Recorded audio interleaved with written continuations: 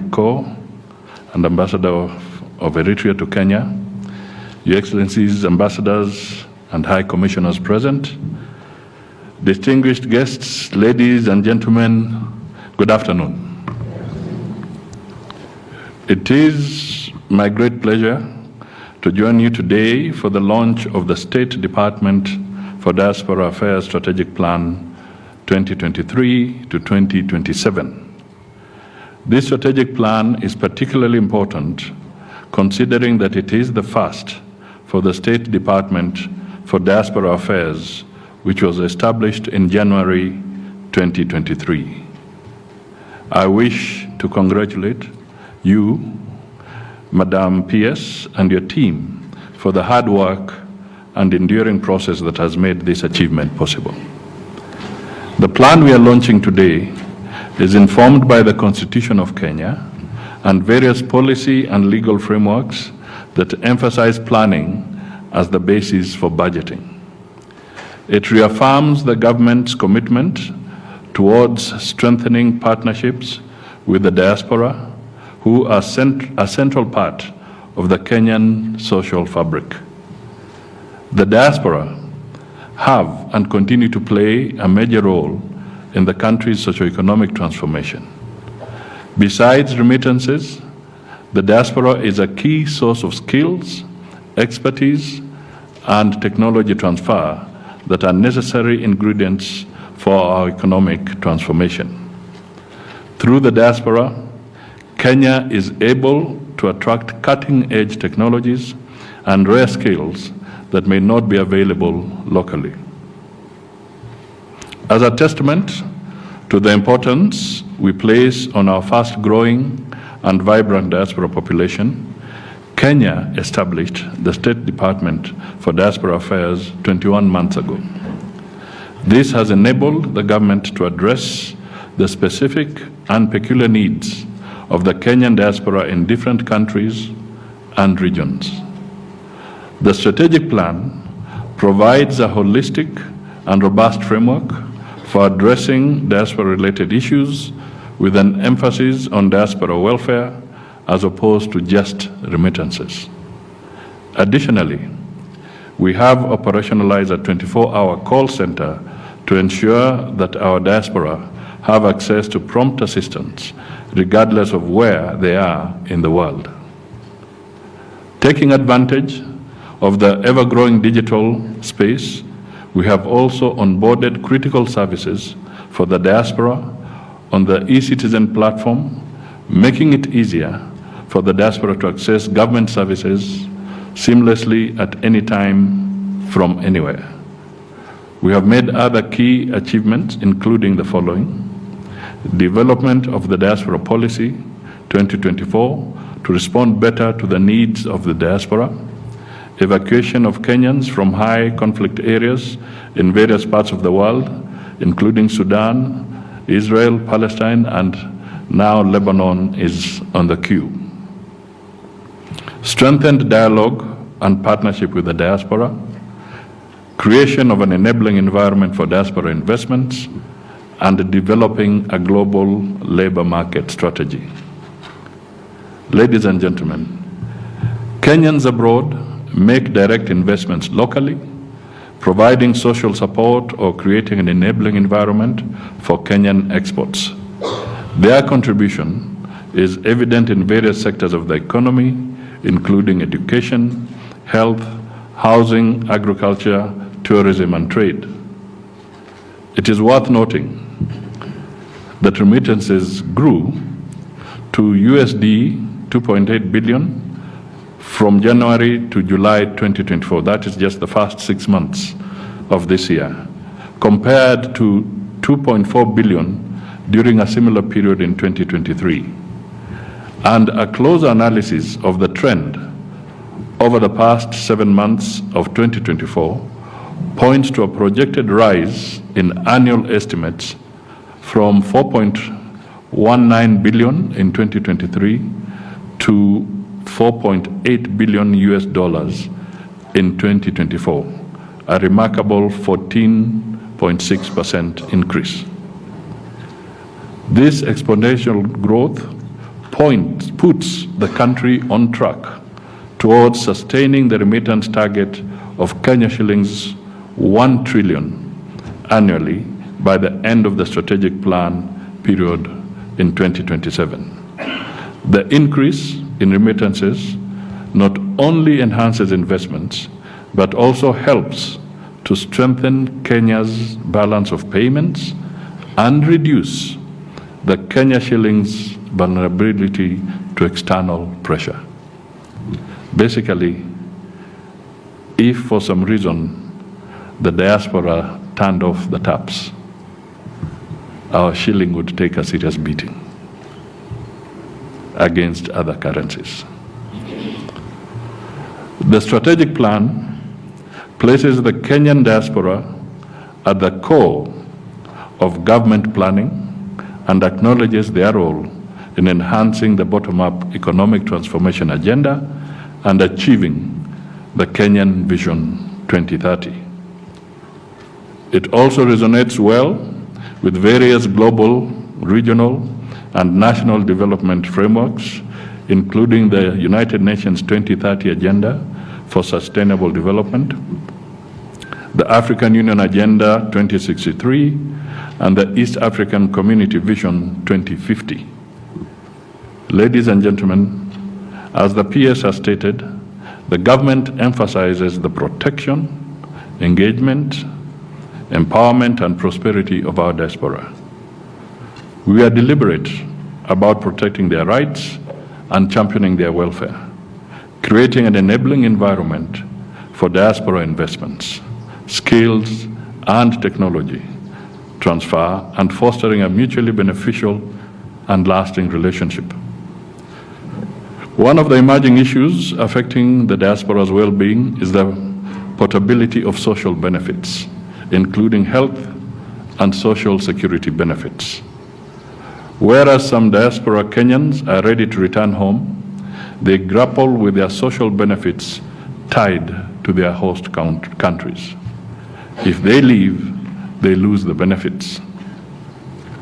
Perhaps it's time for the State Department to take up the leadership role in a conversation about a framework that will allow the diaspora to move back to their countries of origin comfortably. Facilitation of social benefits portability will allow the diaspora to migrate back safely and in an orderly manner in line with Article 22 of the Global Compact for Migration.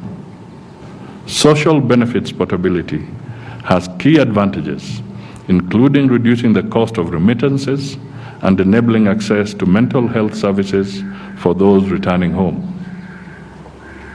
On the cost of remittances, there has been lengthy discussions on the need to decrease costs associated with sending money from members of the diaspora back to their countries of origin.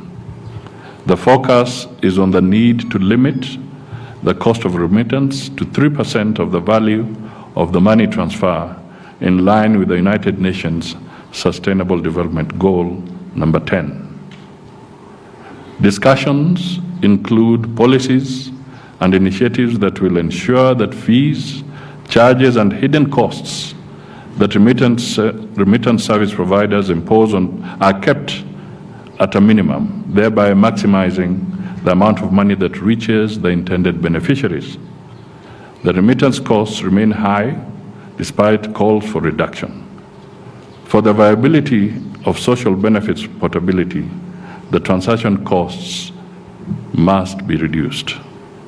I therefore encourage all stakeholders to join together in Kenya, regionally and globally, to bring the cost of remittances to the global target.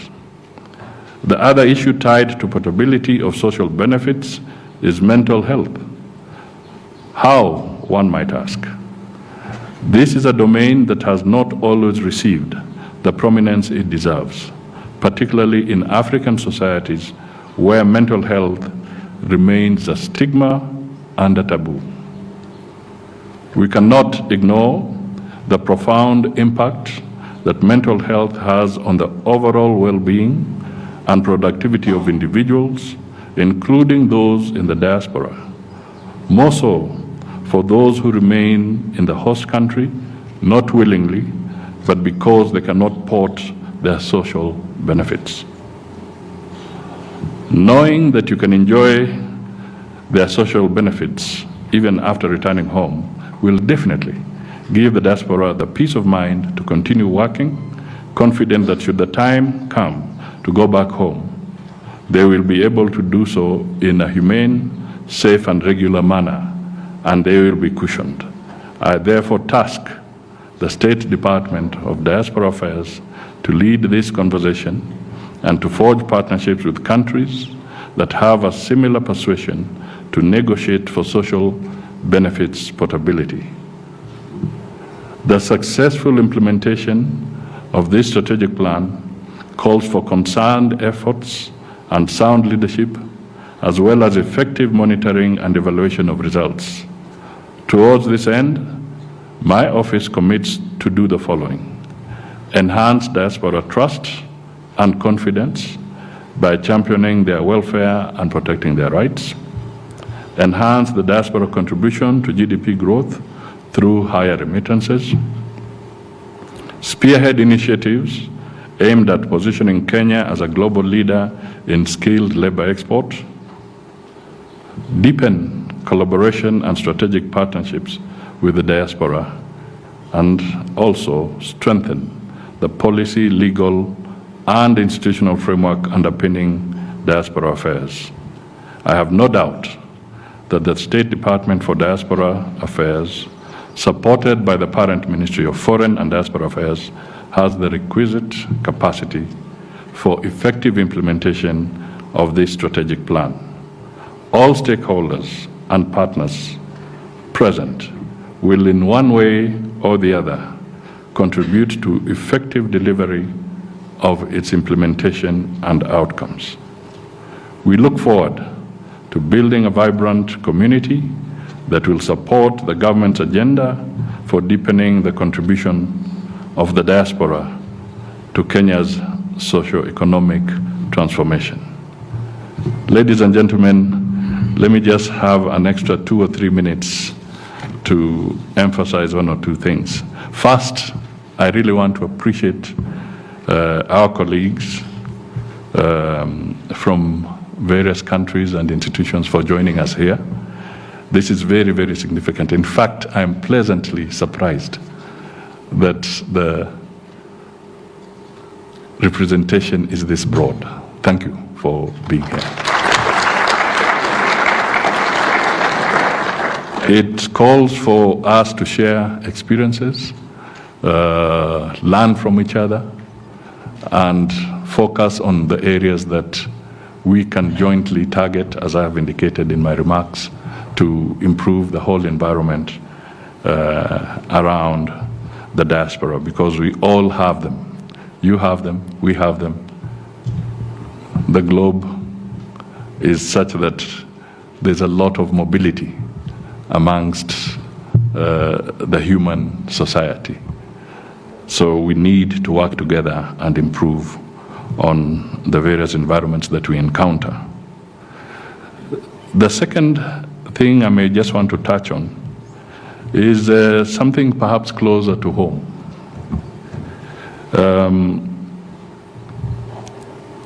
Let me start with the bonds.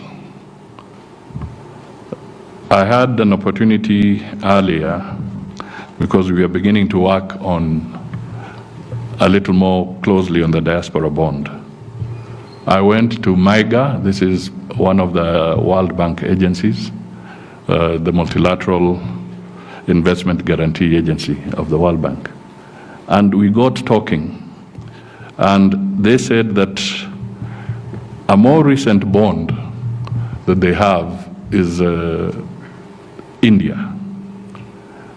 India has a very, very broad diaspora, and they floated a diaspora bond, and they were able to get over $5 billion from the diaspora. And in fact, they had to terminate at some point because it was really oversubscribed, and they could do a lot of things with that. So we want to be able to now actualize a Kenyan diaspora bond. Because according to the data that Mega have, and according to the statistics I've given you, the Kenyan diaspora is now ripe because the quantum, the resources available, can now justify a diaspora bond. And this can go either into infrastructure, perhaps the debate we are having around how to develop Jomo Kenyatta Airport and expand it. This could be a candidate where we can mobilize diaspora resources to partner with other private sector resources and actually fund this piece of infrastructure. We could do the same, perhaps for key artery roads like the Mau Summit to Malaba border. We can raise infrastructure bonds and direct resources to this area. So let us broaden our engagement and our conversation, because for those who have had the opportunity to travel a lot and see the exposure, let us not continue living in a fool's paradise in Kenya. The truth is that if you went to West Africa today, whether you're landing in Ghana or you're landing in Togo, or you went to Addis, or you went to Rwanda, ladies and gentlemen, their airports have overtaken Jomo Kenyatta Airport. We are spending too much time, and yet others are running. This is just one message that I want to really put into this debate. The numbers aside, but the fact is that we now must invest in a new airport. So we can deal with the numbers, we can deal with the debate, we can have those arguments, but let's not lose focus that we need to actually upgrade our facilities. The other thing that I may want to quickly share with you is that a few days ago, we left the New York conferences and I took a trip to West Virginia at the invitation of some Kenyans, doctors actually, medical experts. And we went to West Virginia, Morgantown, where they have partnered with the University of West Virginia. These Kenyans, with their enterprise called Unigen, have taken over a pharmaceutical setup in West Virginia. And through their expertise, they have started producing a pharmaceutical product for sickle cell disease, which is soluble so that a baby of 9 months old or 5 years or whatever can now have access to sickle cell disease medication, which is very expensive, and it's a big killer in this part of the world as well for young people. They rarely go beyond 5 years. Now, these Kenyans have actually invested, and then they have used their brain power, and they have produced this medicine. Amazing. There is a Dr. Charles Otieno. There's a Dr. Wycliffe. There's from Kisii. There's another doctor who is also very well schooled in matters of drug administration, working with the Federal Drug Agency. And they all came together with others. And they're also partnering, I saw, with people from Zimbabwe and other African countries, and they have put this consortium together. And they're now producing medicine, which is going to be on the shelves of Kenya, by Kenyans in the United States, bringing it here for the region to help people. So it is real that this is now a very critical constituency. We cannot afford to ignore it. Let me touch on another one. What about the diasporans who are involved in peacekeeping? When I went to Namibia, they remember with a lot of fond memories General Opande, because he led the peacekeeping effort there, and he was able to assist them transit from the colonial dilemma of Southern Africa and then through to the election. Now they are independent. And in Namibia, there are a lot of doctors, there are a lot of Kenyans who are helping set up medical schools, medical departments in their universities. Today, we have Kenyans in Haiti. For as long as they are there, they're in the diaspora. They're keeping peace. We have Kenyans, part of the ATMIS in Somalia, working with the Somalian government. They are there to keep peace. Don't forget, these are Kenyans in the diaspora. So there are multiple angles to what Kenyans in the diaspora can do, working with the rest of the international community. And this is why I just want to emphasize that this is an area that we need to spotlight. And that is why P.S. Njogu was telling you that we want to move a notch higher. We want to make sure that Kenya's foreign policy and diaspora policy does not remain a document which is the preserve of the executive. No. We want Kenyans to own this. We want Kenyans to participate in having a say in where we go. And this is why, for the first time, we are on the road to make sure that for the first time, Kenya's parliament will actually debate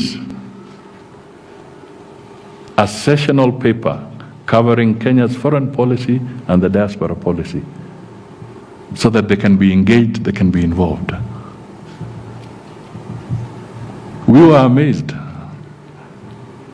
but pleasantly so, although it was a rude shock, when the diaspora, the Gen Z were in town, and they said they don't know why a president travels out of the country.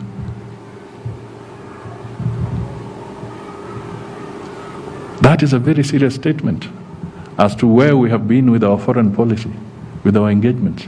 Because the young people want to know, what do you do? Do you just board a plane and disappear? What is it? What is there for the Kenyans in all these foreign and diplomatic engagements? We must answer that question. And to answer that question, it is time the parliament engaged fully with our foreign policy. What is it all about? What is it all about? Does it get us to incur more debt, or does it help us settle debt? Is it giving us an opportunity to bring in foreign direct investment, or are we chasing away foreign direct investment? What are we doing? Now, these are fundamental questions that must be answered and must be owned by the people of Kenya. And Parliament is the institution that represents the people of Kenya. And therefore, that discourse must be there. And in the process, we shall have broader ownership and understanding of where we want to go as a nation today and in the future, and how to grow our investments. So, ladies and gentlemen, I thought I should share those few remarks with you, and it is now my pleasant duty to officially launch the strategic plan. Thank you.